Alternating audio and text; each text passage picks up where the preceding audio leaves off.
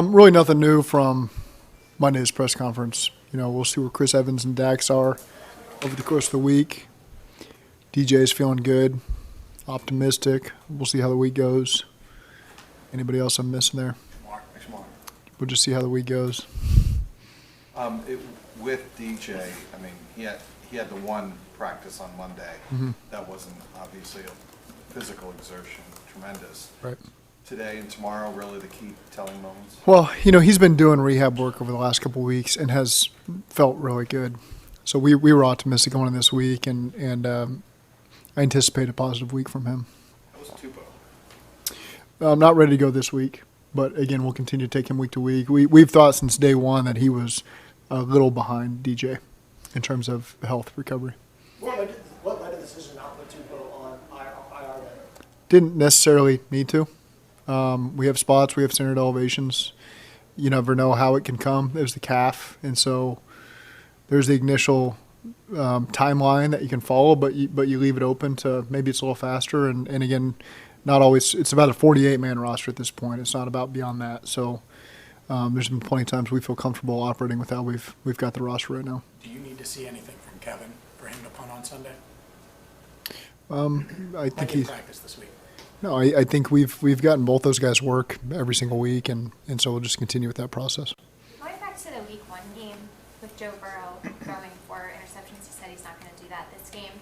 But he was also asked about if he had any advice. We should set that right now. Ask quarterbacks around the league what they are or are not going to do going into a game. Go ahead. But he was also asked if he had any advice to give to Minka about the appendectomy.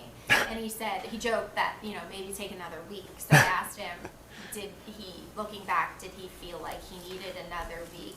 But just from your perspective, because you were a quarterback, how much can that specific injury really, bother your whole operation? And did you feel like he probably did need another week? How healthy was he Week 1? I don't think, if we're just speaking turnovers, I don't think any of that had anything to do with anything. One of them was a fourth down, trying to fit it in a tight window. One was a DN picking it off. One was Minka making a great play, second play of the season, playing it a little different. That's what you deal with Week 1 of the season is what are some of the changes that you're going to see and how they play things. And none of that goes into the appendectomy, I don't think. How does it affect you? I honestly don't know. I never had injuries similar to that. I could guess just as well as everybody else, but Joe is probably the best reference point there. Back to the injuries, you see examples where a guy is out for a bit and then just gets 2 or 3 practices and then plays like maybe DJ could do this week. What's kind of the step before that, and what do you look at to determine whether or not a guy can practice? It depends on the position, depends on the person, depends on how much practice time you think they need. Some guys you put them on IR because it's 4 weeks and you anticipate them needing that. And some guys start to feel better before that. So they're getting rehab work and they're able to simulate a lot of things with the trainers, so you get a better feel for that.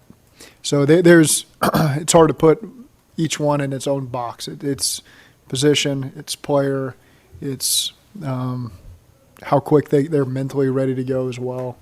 So there's just a lot of factors that play into that.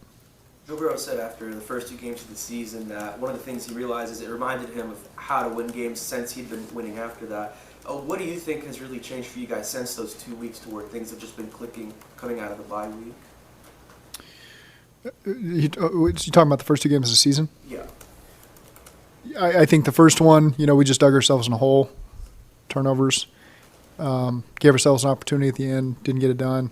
Next one, we went on the road, first road game, started slow on both sides of the ball. And I think that's proven to be a really good team, that it was hard to dig out of that hole. We almost did. Since then, we just, it's hard to say we weren't more focused. We just, those first 2 games kind of got away from us quick, and we played better football since then. So I think that's the simplest answer for me is just those early season problems or those first 2 games, and then I think we've really improved since then. Since the New Orleans game, Zach, Joe's completion percentage has been better than 70% each week. What does completions percentage tell you about his effectiveness? Decisiveness, accuracy, number one. I think with Joe, the accuracy is what stands out. If you just watch quarterbacks in general. Rarely does he not put the ball where he wants it. I think that's a special trait that he has. He plays really fast, and so he can understand the coverage, do his best to manipulate the coverage to give people an opportunity to get more yards after the catch. And so he just does that by sometimes not being overly aggressive down the field and just taking what they're giving him to keep us efficient on 1st and 10, second down. He does a great job of that. And so that leads to a high completion percentage, him being decisive and accurate. And being willing to skip through a possession and skip through a progression and get it to someone who's got a better chance at some yak than maybe waiting for a more aggressive throw down the field. When it comes to slowing down, I guess being the key phrase, a guy like T.J. Watt, how much of that is Joe Burrow making adjustments when needed, scheme, and just being able to run well against a team like that to kind of slow him down? It's everything. Everything you mentioned plays into it. Schematically, trying to help. We play TJ is one of the best, but we also get a lot of practice against our own guys, against Garrett and Klein. I mean, you get all these guys that you got to focus on to help your line, and so it feels like every week, every other week, we're facing a guy that's a Pro Bowl level player. That doesn't mean they're all the same, but you still have to give the same focus so that they don't disrupt the game. The challenge with Pittsburgh is they've got two, he was the defense player of the week, Highsmith was just now, so you've got Watt, Highsmith, and then you've got the interior players starting with Larry and Cam that are two premier players. And so when you just focus on helping one side or one person, it allows for a lot of opportunities from those other guys. And so that's the stress that Pittsburgh puts on you, is that they have a great front. And that's got to be the focus is helping your team schematically. Your quarterback plays a part of that. Running the ball, being able to throw the ball, and stressing the secondary, it all plays into it. Zach, your philosophy has been, especially in the AFC North, you like to practice in adverse conditions. Mm-hmm. Now that you have the indoor facility, has that adapted at all? Has it changed how you're going to go about it? Well, there's a balance there, and so we'll just take it day to day and make the best decisions for our team. And one area it does help you is in your walkthroughs, that we've traditionally done outside, regardless of the conditions. That's easy to make that switch. And then day to day, there's going to be times when you want to be inside and have good crisp practice. There's going to be times you want to work in the elements, and so I won't give you guys much lead time on what it's going to be each day, but those are decisions that we'll make day to day. How much conversation are y'all having internally about the possibility of going over forward in the division? That's something that you approach at all? I'm sure it's not. No, we just because we're just focused on beating Pittsburgh. Those games that are behind us, and so each week we recap on the things that we got to improve on. But we spend time on focus on how do we beat Pittsburgh on the road, not what does this mean for our record or our divisional record. That doesn't do anything for us, so we don't talk about it. You guys are top 5, top 10 in most, if not all, offensive categories. Given the ebbs and flows that have come with this season through nine games, does it feel that way? Or do you feel that way even though? No, I think it feels like a normal NFL season for me. I think every team goes through it. Every team I've been on, you look around the league at what other teams are going for. Each week is going to garner a reaction that you're ahead of where you should be or you're behind where you should be. For us, it's just about making the corrections and finding the right rhythm and moving forward. And again, that's one thing you notice on a bye week as you observe other teams and you see the narrative that's around teams that we think are really good, and all of a sudden they're falling apart. It's just such week to week in terms of how they deal with that stuff. And so it's just important to be consistent and just keep trying to focus on the next game and doing what you can, because it's a long season. And there's going to be some negatives. There's going to be a lot of positives. And it's just how you manage all that and keep your team focused is what's important. When you start off 0-2, there's not a lot of talk about winning 5 of your last 7. It's just kind of the overall being 5-4. Yeah. But this, it shows how tough that start was, but it also shows where you are now. Mm-hmm.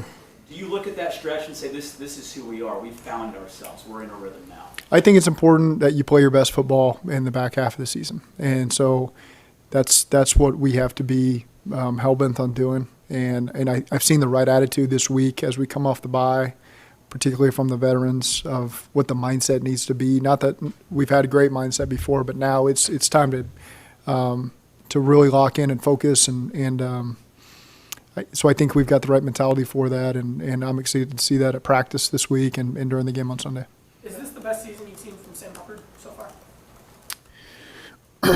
I haven't really thought of it that way. He's so consistent. He's always been such a force for us. He's always been a force in the run game. Like that's Sam Hubbard since the day I got here. He's really continued to evolve as a pass rusher as well. And part of that is like any pass rusher, helping put pieces around him too, with the guys internally and Trey on the other side. That it benefits each other to have those guys, and they both are so smart players.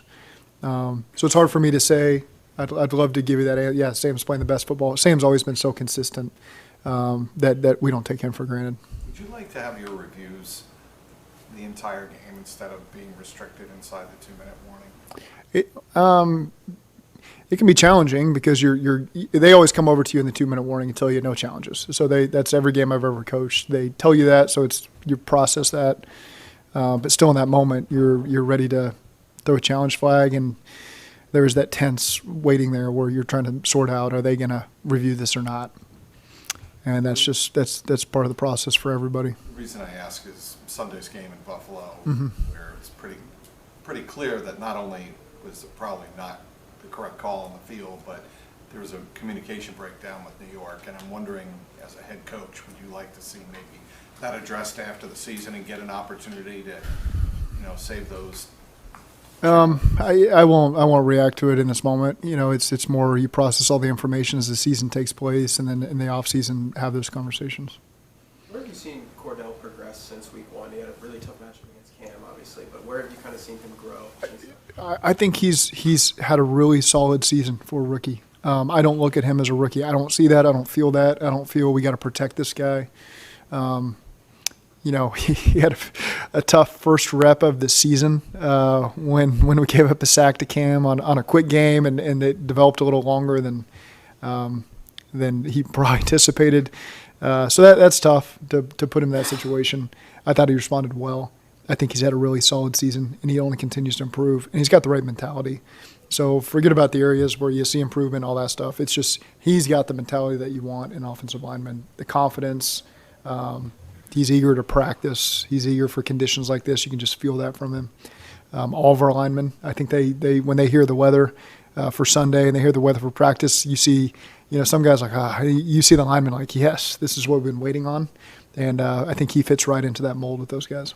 How rare is it for a mid-round or fourth-round rookie offensive lineman to show you that he's not a rookie anymore, to where you're not even thinking about him as a first-year? The rounds are hard. It's hard to just look at it that way because some guys just it's hard to understand the mentality guys are going to have until he's in your building and you see him work every single day. And really from the moment Cordell's been here, you've kind of gotten that sense that, man, we made the right decision there. That was a guy I know that Duke and Frank had really locked in on of, maybe not 200 linemen are all in the draft. They're not all on your board. They're not all what we want. Cordell was certainly one that we had identified that if he's there at the right moment, let's get him. And he's done a good job making those guys look really good. He was one of 4 new starters on that O-line to start the season. Was there a point this year where it kind of stopped looking like 5 guys getting to know each other and one cohesive group seeing it through one set of eyes? No, because they took a lot of the heat for the sacks that were given up early in the year, and I've repeatedly said it's not all on that. There's edge guys they're not responsible for. There's other miscues that have happened. So I've been positive on that group, and I only think they're continuing to get better as a group. But I think they've given us what we've needed to be able to go compete and win all these games that we've played in. Do you think with Cordell, do you think some of the reason that he doesn't look like a rookie to you is because he played so long in college? He's 24 years old. He's a little bit older as a rookie. Do you think that kind of has a part in it? I just think his whole background is feeds into what he is. He's you look at his stats from his high school basketball games. He's like 20 points, 17 rebounds, block shots. How many punts did he block in high school? How many sacks did he have? I think he had some catches maybe as a tight end. You just look at this guy's background. I think he was a 5-year starter. I think he started in 8th grade. And so it's not just playing 8 years in college or however many years he played. It's just the length of how long this dude's been competitive and what his standard has been for himself. Now, maybe if you pull up the high school football tape, it might have been 8-man football and he might be a giant amongst children, but he still did it. It's plenty of guys that have those body types that don't maximize their potential, and he's done it. He's been competitive at all times. You got a lot of respect for the program he came from at North Dakota State. Just the coaches who have developed those guys and the tradition of winning and the standard that they've had there is really second to none, to be quite honest with you. And so you when you see a North Dakota State guy on the radar, you kind of give them a little bit of that credit just because of what they're coming from, and I think Cordell has certainly lived up to those expectations. Well, last postseason, or going into it, you talked about how much you guys didn't have a margin for error, and that kind of made y'all sharper as y'all got into the postseason. Do you feel like you're kind of in the same situation, and kind of do you enjoy having that lack of margin for error as you go down? Yeah, we like the urgency that it takes in every single game to that we need these. We need this road win against Pittsburgh. We like that.